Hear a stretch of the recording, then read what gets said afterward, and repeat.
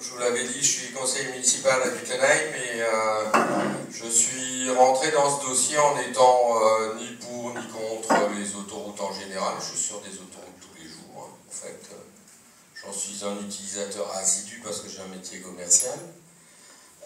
Par contre, comme j'aime lire, à un moment donné, il y a eu un stoß comme ça de documents qui sont arrivés en mairie et c'était le dossier d'enquête publique sur le GCO.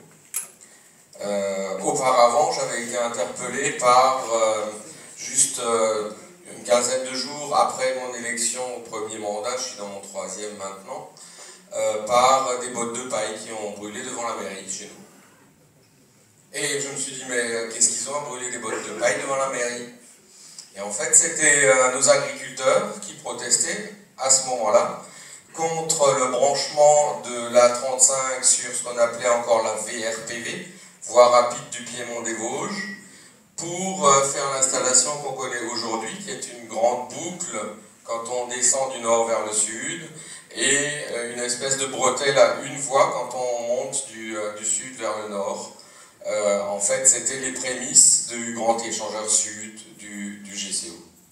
Donc, suite à ce dossier-là, on a fait du bruit, on a répondu aux enquêtes publiques négativement, et on a obtenu, nous, un remembrement. Remembrement dans lequel, eh bien, on ne voulait pas commencer deux fois, parce qu'on savait très bien que le GCO continuerait. Alors, la première étape qui avait été judicieusement coupée comme ça nous a coûté à peu près 45 hectares, et le GCO devrait nous coûter aussi encore 40 hectares. Donc en fait, ça fait 80 hectares sur une commune à peu près comme Fulgrisheim, qui fait à peu près 400...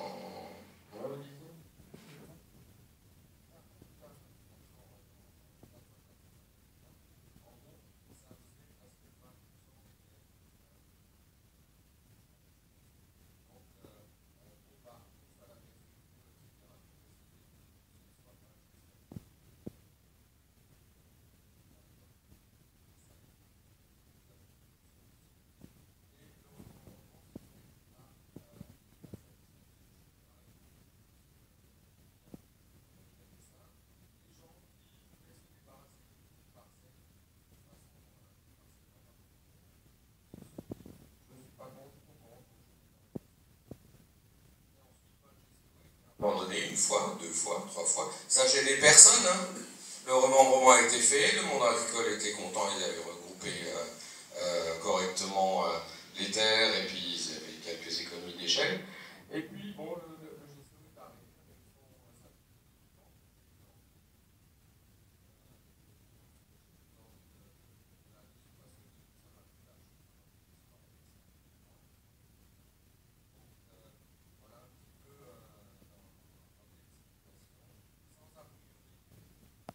Mais a priori, on commence à vivre.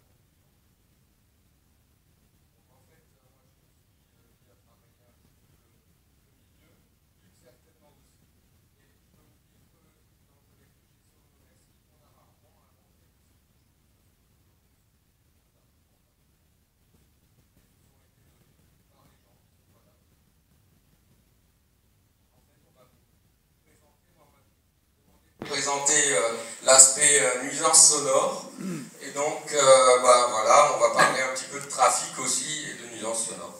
Tu veux bien y aller? Ouais.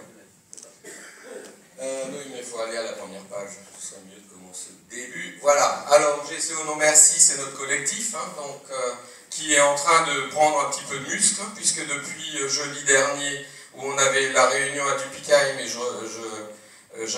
remercie encore la DQV, comme je remercie Fulgrisheim de nous inviter ce soir, puisque la DQV a fait depuis jeudi soir 35 adhésions et a passé la barre des 200.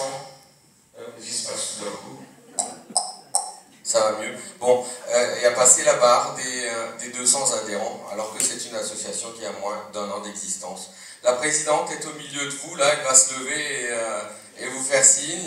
Non, c'est juste pour vous montrer qu'on n'est pas des sauvages avec des couteaux entre les dents, quoi. Voilà. Et donc très dernièrement, les gens de Vinci sont passés dans toutes les mairies pour faire de la concertation. Moi je dirais plutôt qu'ils font de la communication et qu'en fait c'est un bon prétexte pour dire pourtant les élus, on vous avait tout expliqué et maintenant vous venez râler. En gros, je pense que c'est surtout ça. Alors en fait il y a un texte qui est marrant parce qu'on l'a reçu, là j'ai le texte de Kolbsheim, parce que c'est le premier que j'ai eu, merci monsieur le maire, qui est là d'ailleurs, qui me l'avait envoyé. Ensuite, j'ai eu celui de Duclenay parce que j'ai eu le tort d'être absent à la réunion où ça s'est fait.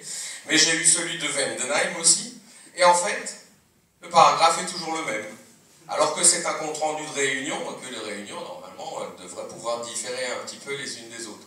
Alors, il y a un texte là qu'on lira tout à l'heure, vous avez peut-être commencé à le lire, mais c'est un texte qui est un petit peu technique et, d'après moi, qui est volontairement orienté. Et c'est ce que je vais essayer de vous dire ce soir. C'est peut-être un petit peu petit pour que ceux de derrière le lisent. Ouais, ben alors je vais peut-être quand même vous le lire. Alors, sur le point acoustique, hein, donc voici ce que Vinci Sokos présente dans nos mairies. Nuisances sonores, les nuisances sonores seraient minimes. Qu'en est-il? Alors, il y avait d'autres points, hein, mais moi je prends l'acoustique.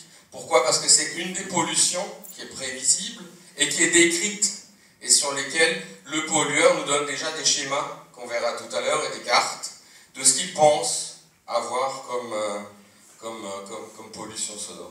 Donc acoustique. Sokos précise en préambule que le tracé a été classé en ambiance sonore modérée, ce qui a pour conséquence une obligation de ne pas dépasser les seuils réglementaires suivants: 60 dBA de jour, de 6h à 22h, 55 dBA de nuit, de 22h à 6h.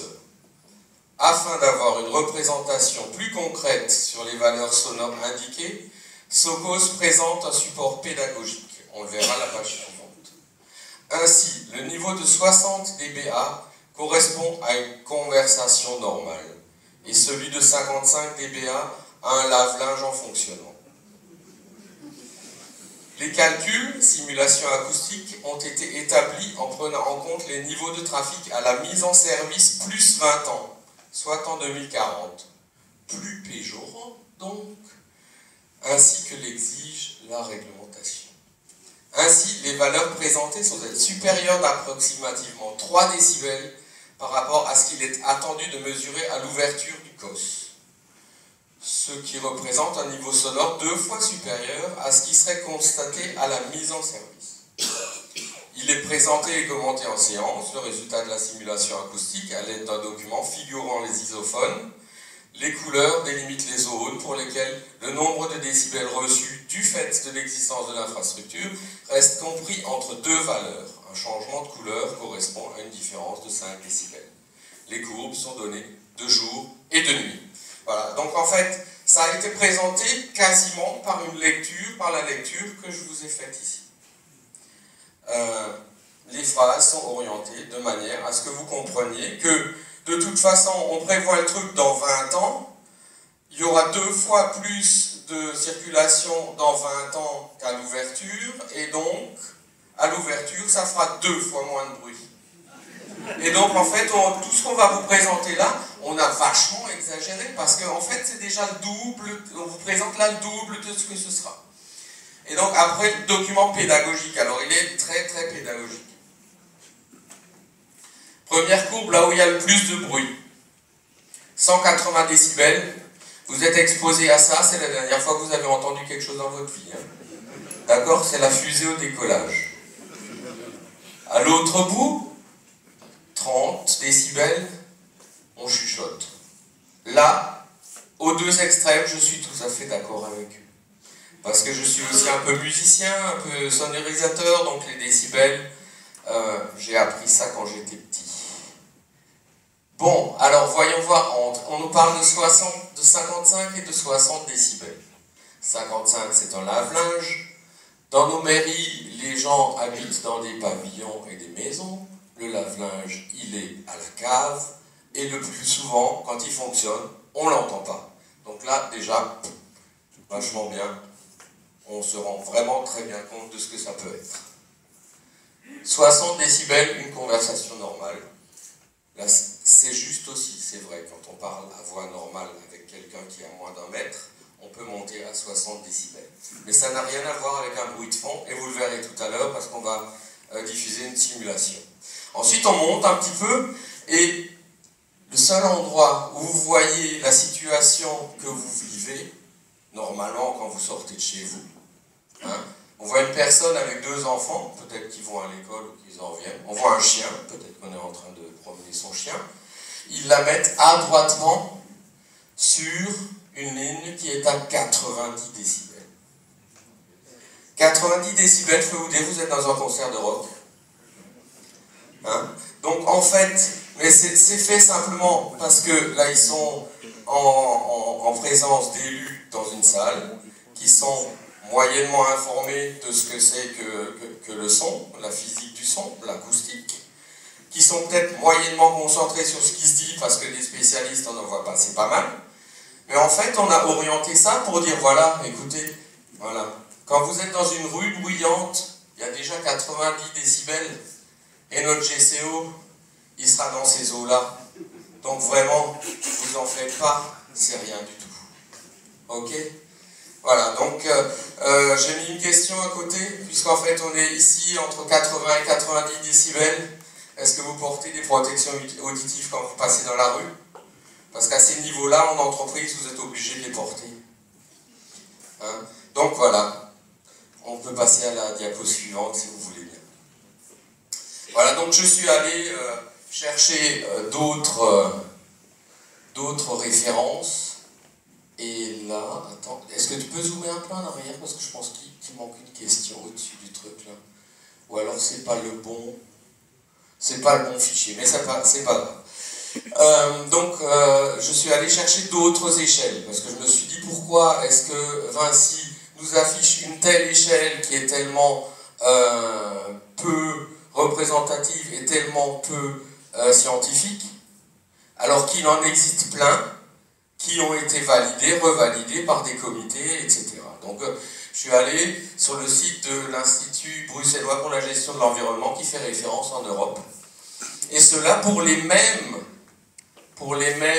intervalles de décibels qu'on verra sur les cartes qu'ils nous ont données, eh bien ils ont eu le chic de nous mettre la sensation qu'on peut ressentir, le niveau de voix qu'il faut utiliser dans une conversation pour être compris par celui à qui vous parlez, et puis l'ambiance urbaine qui y correspond. Si tu veux bien, voilà, tourner un truc. Il y a aussi une échelle de l'Organisation mondiale de la santé, qu'on va voir un petit peu plus en détail tout à l'heure, et qui est d'ailleurs repris dans un guide à destination des communes, qui est plan local d'urbanisme et bruit, la boîte à outils de l'aménageur. Il y a pas mal de ma présentation qui viendra de ce document-là. Je vous ai mis les QR codes parce que les gens qui sont intéressés peuvent éventuellement tomber sur les sources. Donc tout à l'heure on peut le passer, vous prenez les QR codes en photo et puis vous pourrez voir quelles sont les sources. On va continuer. Alors là, celui-là il est grand. Hein. Maintenant restons là. Ça, c'est donc l'Organisation mondiale de la santé, qui s'occupe bien sûr de santé, et qui a fait des études sur le bruit. Donc en fait, ce tableau, il résulte d'études statistiques et épidémiologiques, et il donne effectivement aussi, pour un niveau de bruit, les effets sur la santé, qui peuvent en résulter. Donc en fait, les impulsions sonores à 140 et 120 décibels, et des effets sur l'audition, ça veut dire que vous abîmez vos oreilles. La musique à 100 décibels pendant 15 minutes, là on est dans le concert de rock, hein, 90, 100 décibels. 85 décibels sur 8 heures, on commence à avoir des dégâts sur l'oreille. C'est pour ça qu'à 85 décibels, la législation du travail oblige à porter des protections. Ok ? Alors, Dans une zone commerciale, si on est à 70 décibels, ça crée une gêne importante. À 30 décibels ou 40 maximum, à l'hôpital, on ne se repose plus, interférence avec le repos et la convalescence. 30, on est vraiment à gauche de ce qu'on a vu tout à l'heure. Hein. Okay, voilà, continuons. À 55 décibels, le bruit commence à être gênant dans la cour de récréation pour les enfants. Pourtant, une cour de récréation, ça fait déjà pas mal de bruit aussi. Mais là, on parle de bruit de fond. Dans une salle de classe, à partir de 35 décibels, c'est le bordel. On comprend plus ce que dit la maîtresse. Okay. Et en zone résidentielle, justement, je crois qu'on est en zone résidentielle ici, entre 50 et 55 décibels, on ressent une gêne sérieuse ou une gêne modérée. Ah, donc moi, ça me parle un petit peu autrement. Maintenant, allons sur les valeurs de nuit. Les valeurs de nuit, eh bien, vous voyez, là, il y a des objectifs de qualité qui seraient à 30 décibels. Et une étude complémentaire acoustique qui avait été payée par l'État après l'enquête publique faisait mention d'une cible désirable de 40 décibels. Et constatait que... Attendez, je vais juste prendre le document pour vous le dire simplement.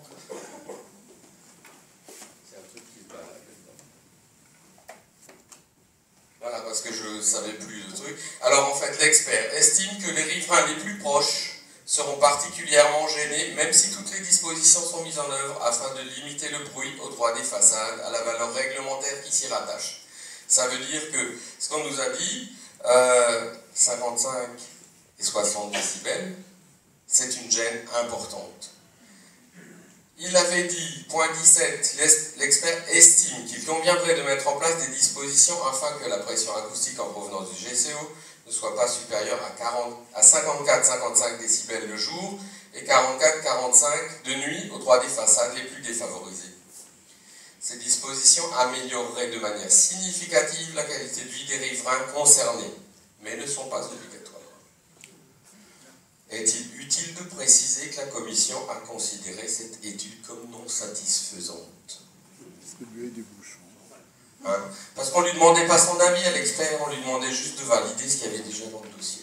Donc en fait, qu'est-ce qui va nous intéresser ici? C'est qu'à partir de 40 décibels à l'extérieur, vous commencez à l'intérieur à consommer plus de produits pour dormir. Voilà. On constate aussi une hausse de l'hypertension, bien sûr qui dit hypertension dit risque d'infarctus, et avec un bruit de fond continu, parce que le LAEQ, on va le voir tout à l'heure, c'est une moyenne de 60 décibels, vous commencez à avoir des problèmes psychologiques. Donc là, moi je suis un petit peu plus inquiet, et je ne suis plus aussi optimiste qu'en voyant le graphique de ces gens de Vinci. Alors, quelles sont ces mesures? Vous avez vu qu'on a parlé de LAEQ. En fait, le LAEQ, c'est une moyenne.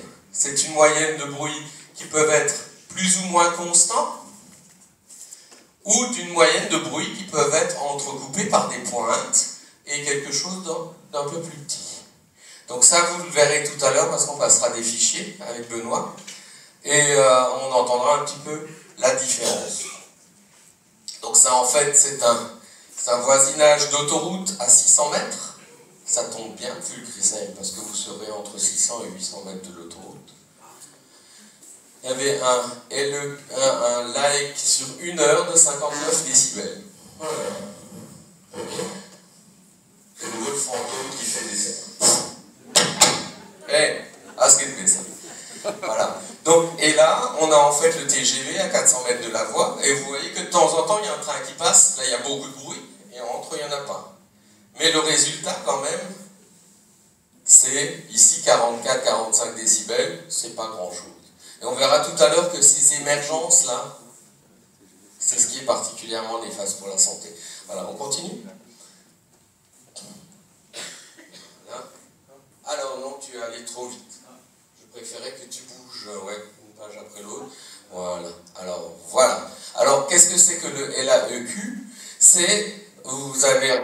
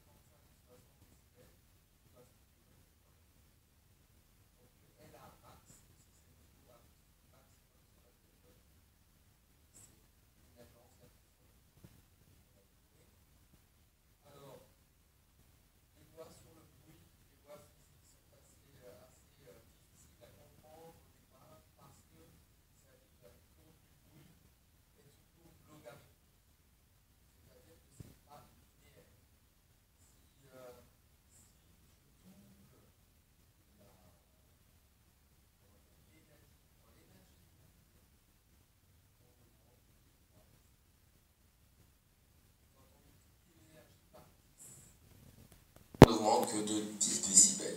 C'est-à-dire que la sensation que mesurent les décibels se calque sur votre oreille. Et donc, ce sont des mesures qui mesurent un ressenti et non pas une énergie physique. Donc, en fait, qu'est-ce qu'on dit là? Pour une source ponctuelle de bruit, un doublement de la distance correspond à une réduction de 6 décibels. Et la réduction est de 3 décibels pour une source linéaire. Alors, on n'a pas de chance, parce qu'un bruit routier, c'est une source linéaire. Ça fait du bruit tout le temps. Et donc, un bruit qui est maintenu tout le temps, il diminue moins avec la distance que si c'est juste, par exemple, un coup de fusil ou un avion qui passe le mur du son, qui fait boum. Donc là, pour le même niveau au départ, 65 décibels à 10 mètres de l'objet qui fait du bruit, on est à 47 décibels à 80 mètres et 56 décibels à 80 mètres lorsque c'est une source linéaire. Donc voilà un petit peu pourquoi Vinci ne prévoit pas d'aménagement acoustique sur la plupart du GCO. À Duttlenheim, j'étais en réunion avec eux, j'aurais dit écoutez, je connais très bien un petit village en Suisse qui s'appelle Hergiswil, au bord du lac des Quatre Cantons. Ce village est coupé en deux par une autoroute à 6 voies, et quand vous êtes à 10 mètres de l'autoroute, vous ne l'entendez pas. Donc ce qui est possible en Suisse, on veut que ce soit possible en Alsace. Vous voulez faire quelque chose d'exemplaire au niveau environnemental, donnez-vous les moyens. Donc on veut un revêtement du top, on veut des murs anti-bruit, même si c'est sur des remblais, vous vous démerdez. Et en fait, on a vu ces gens-là tirer des têtes de plus en plus longues. Et je pense que dans vos mairies, ça doit être un petit peu la même chose. Il ne faut pas se laisser faire, il faut être exigeant, et puis on arrivera peut-être à quelque chose. Le quelque chose, c'est une telle hausse du budget que c'est plus finançable. Donc, voilà ce qu'il nous faut. Parce qu'en fait, ça retient du bruit. Et plus l'écran est haut, c'est ce qu'on dit là, au-delà de la ligne de vue, entre source et récepteur, chaque mètre de hauteur supplémentaire d'écran apporte un gain de 3 à 5 décibels. Donc 3 décibels, on divise l'énergie par 2, mais pas le ressenti. Le ressenti, vous verrez tout à l'heure, c'est assez proche. Nous, à Duttlenheim, entre Duttlenheim et Dupikheim, pour l'instant, on se voyait, les deux villages. On ne se verra plus, parce qu'il y aura un remblai entre 7 et 9 mètres entre les deux villages, avec 2-3 ponts. Écoutez, si déjà on ne voit plus le village, pourquoi on ne rajouterait pas encore des murs anti-bruit des deux côtés? Ce serait juste un tout petit peu plus haut. Donc voilà. On va continuer. Donc ça, ce sont des documents qui sont sortis du bouquin, reviens juste, du bouquin que je vous ai montré tout à l'heure. Alors, la lecture critique de ce que Vinci Sokos a dit en mairie, on va la faire ensemble. Alors, on recommence. Sokos précise en préambule que le tracé a été classé en ambiance sonore modérée, ce qui a pour conséquence une obligation de ne pas dépasser les seuils réglementaires suivants, 60 dB de jour, 55 dB de nuit. Je rajoute juste, avant de faire la lecture critique, que nous avons un magnifique collège à Duttlenheim qui a été construit, et que comme on est dans la zone des 60 décibels, si le GCO avait existé avant le collège, on n'aurait pas eu le droit de construire le collège. Mais comme le collège existe avant l'autoroute, on a le droit de construire l'autoroute. Voilà. Donc, afin d'avoir une représentation plus concrète sur les valeurs sonores indiquées, Sokos présente un support pédagogique. Vous vous rappelez, avec les courbes qui commencent à 30 décibels, qui finissent avec la fusée. Le support pédagogique minimise les niveaux ressentis et évite soigneusement de citer des environnements d'espace public. Et il positionne la rue bruyante à 90 décibels. Je pense que vous vous en souvenez. Voilà. L'IGBE, l'Institut bruxellois pour la gestion de l'environnement, fournit des tableaux indiquant pour les niveaux en LAEC la sensation ressentie, l'ambiance urbaine à laquelle cela correspond, et le niveau de voix nécessaire pour mener une conversation. Vous vous en rappelez aussi. Il permet de mieux comprendre que Vinci essaye de minimiser. L'échelle de l'OMS, par contre, est un don pour notre santé. On accélère un peu. Alors le niveau de 60... Non, ça c'est fondamental. Là, on accélérera après, mais pas ici. Ainsi, le niveau de 60 décibels correspond à une conversation normale et celui de 55 décibels à un lave-linge en fonctionnement, dit Vinci. L'IGBE, il dirait quoi? Il dirait un centre-ville relativement bruyant où il faut parler fort pour mener une conversation.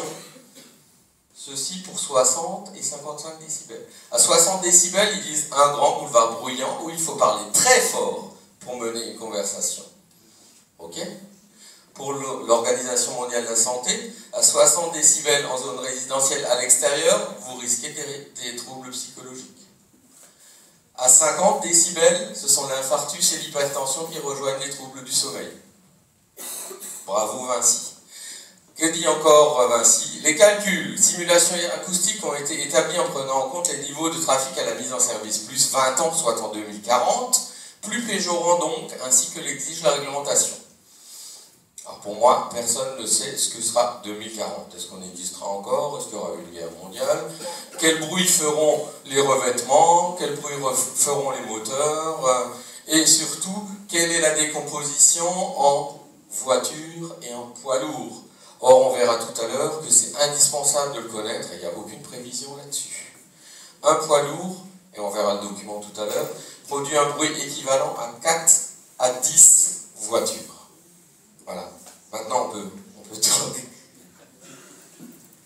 Voilà. Qu'est-ce qu'ils nous disent après? Ainsi, les valeurs présentées sont-elles supérieures d'approximativement 3 décibels par rapport à ce qui est attendu de mesurer à l'ouverture du COS, ce qui représente un niveau sonore 2 fois supérieur à ce qui serait constaté à la mise en service. Qu'est-ce que vous avez compris? Combien de fois plus de bruit 2 fois. 2 fois. Ouais, donc si je vous dis 60 décibels dans 20 ans, il y a combien aujourd'hui? 30, ouais, ben voilà, vous êtes bien tombé dans le panneau. Puisqu'en fait, 2 fois moins de bruit, ça veut dire 57 décibels. Et on verra tout à l'heure que ça va pas... Mais, je veux dire, n'importe qui entend cette phrase prend la déduction que vous avez faite, parce que la phrase a été rédigée exactement dans cette intention. C'est pour ça que je vous dis que c'est pas de l'information, c'est pas de la concertation, c'est de la communication. Alors, quand ils disent encore ce qui représente un niveau sonore 2 fois supérieur à ce qui serait constaté à la mise en service, on pense aussi vous dire que peut-être il y aurait 2 fois moins de circulation. Hein. Et donc, la circulation, il ne faut pas s'inquiéter. Voilà, donc maintenant, on peut aller un petit peu plus loin. Alors, je vous parlais tout à l'heure des émergences, et c'est ça qui nous intéresse. Hein. Alors ici, c'est un bruit au bord d'une autoroute, enregistré à minuit et demi jusqu'à 1h moins le quart du matin. Et il y a eu là 2 émergences. Hein. Donc ici, on est à un LAEC, qu'on a vu tout à l'heure, à 52 décibels à peu près. Donc on est dans la réglementation. Mais vous avez eu là peut-être une voiture qui est passée vite, fort, ou en camion. Là peut-être une mobilette ou une moto. Il était 0h36, 0h37, 0h42. Eh bien là, vous vous serez peut-être réveillé 2 fois à 6 minutes d'intervalle. Voilà. Et donc ce qu'on va faire, on va regarder après ce qu'en dit le ministère de la Santé. On va passer. Voilà. Alors, quand dit le ministère de la Santé, ce qui est important, c'est ici, pour aller vite, hein, ça veut dire qu'il y a des éveils nocturnes provoqués par des bruits atteignant 55 décibels. Vous avez vu que sur le schéma, on est passé allègrement au-dessus. Les répercussions à long terme d'une réduction quotidienne de la durée du sommeil sont critiques. Fatigue chronique, somnolence, réduction de la motivation au travail, baisse des performances, anxiété chronique. Bien sûr, hausse des risques d'accident. Et ce qui est encore plus intéressant de se dire, parce que souvent on se dit « Yo, mais ce bruit, moi je suis né, il y en avait déjà plus. Je l'entends plus. Je l'entends plus. » Ça vous est jamais arrivé? De le dire ou de l'entendre dire? Ouais, sauf que notre organisme il va quand même se réveiller, même si c'est inconsciemment. Et le problème qui se pose, c'est que ce sont vos cycles du sommeil qui sont interrompus, et surtout le sommeil paradoxal, celui lors duquel on se repose, on rêve et on se refait un bon moral, celui-là va être coupé en petites tranches. Et donc, les effets, notamment cardiovasculaires, mesurés au cours du sommeil, montrent que les fonctions physiologiques du dormeur restent affectées par la répétition des perturbations sonores. C'est-à-dire que même si vous n'avez pas conscience de vous réveiller, votre cœur et votre organisme, c'était comme si vous aviez été réveillé. Ah, donc en fait, on va se retrouver à cause du bruit comme si on faisait des apnées du sommeil, si vous voulez. C'est un petit peu les mêmes choses. Alors, il y a eu aussi un document très intéressant du CETRA, qui est un service de l'État pour les routes et les autoroutes. Donc on pourrait supposer que les gens de Vinci le connaissent, si c'est fait pour les routes et les autoroutes.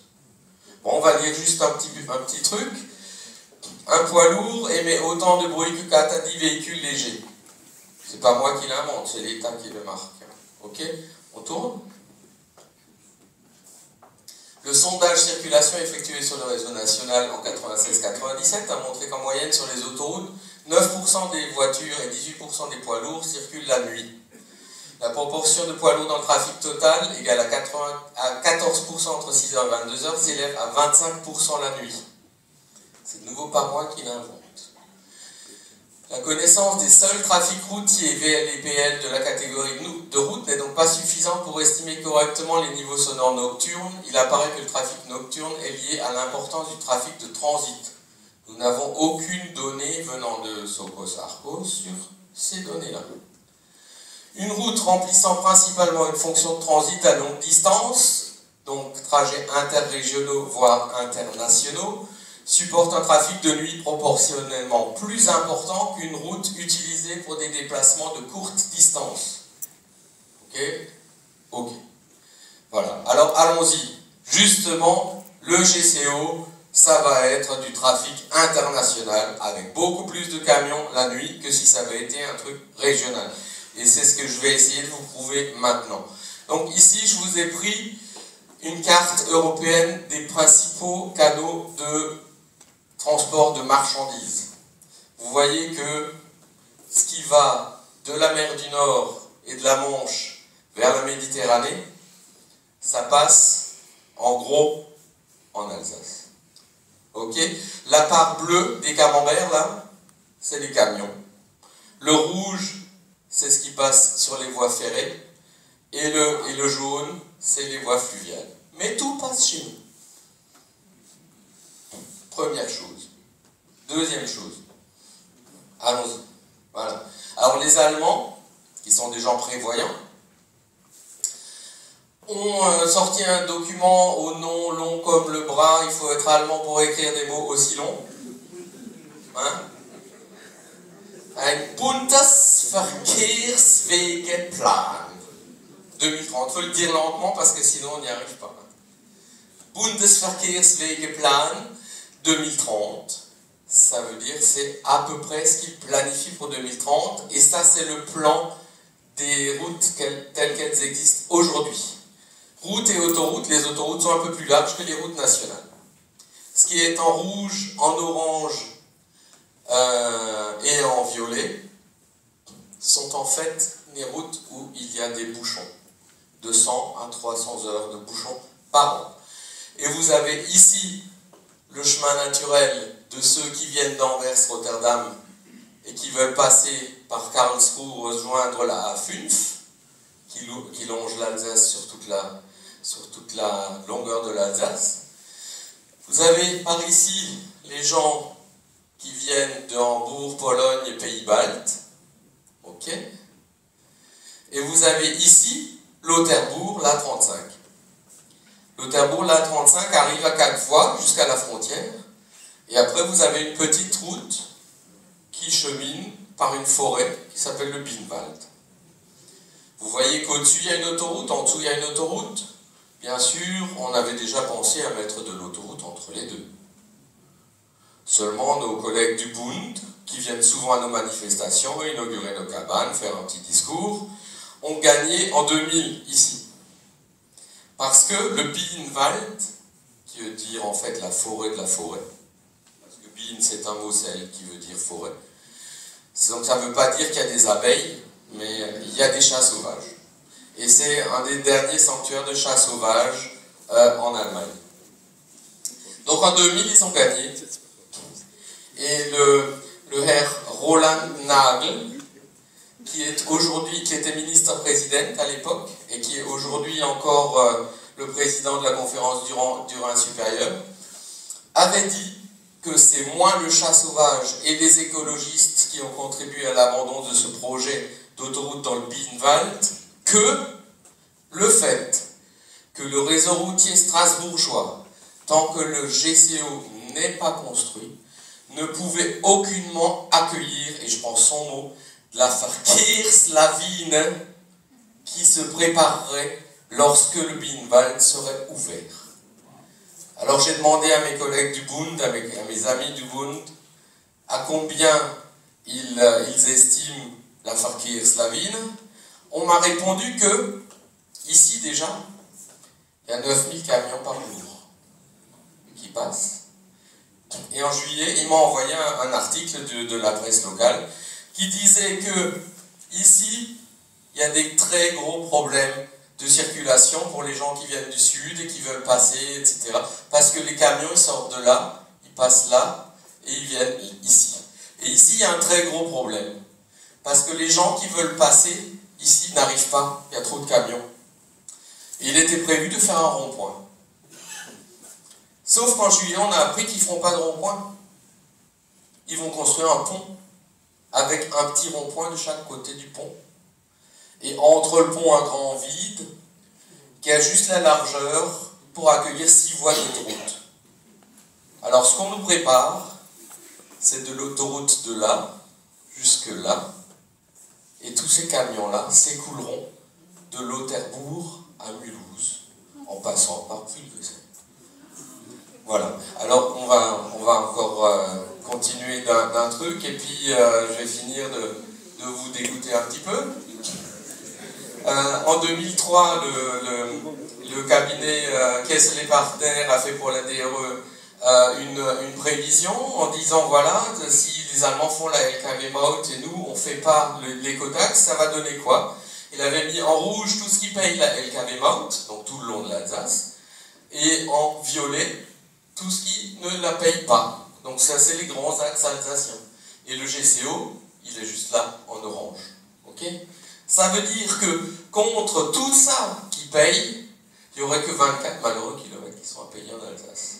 Très dissuasif pour les camions, très dissuasif. Et donc, quand je prends la même carte et je la mets sur la Bundesverkehrswegeplan 2030, avec les zones de bouchons, vous vous rendez compte que les gens qui viennent de là-bas et qui veulent descendre par ici font un gros effort quand même, hein, parce que là, il y a des routes qui ont plus de 300 heures de bouchons par an. S'ils peuvent obtenir un passage par ici, ils ne vont pas se gêner. Voilà, donc c'était l'essentiel de ma présentation. Mais je ne serais pas complet si on ne vous faisait pas une simulation et si on ne vous montrait pas ce que Sokos Arcos a prévu. Donc ça, on va passer. De toute façon, vous allez pouvoir télécharger ça, je vous donne le lien tout à l'heure. Continue. Oui, ils n'ont pas prévu non plus le bruit des chantiers. On est à la fin, là? Non, continue encore. Continue encore. Voilà. Alors, du Pickheim, du Tonheim, j'avais fait la carte avec les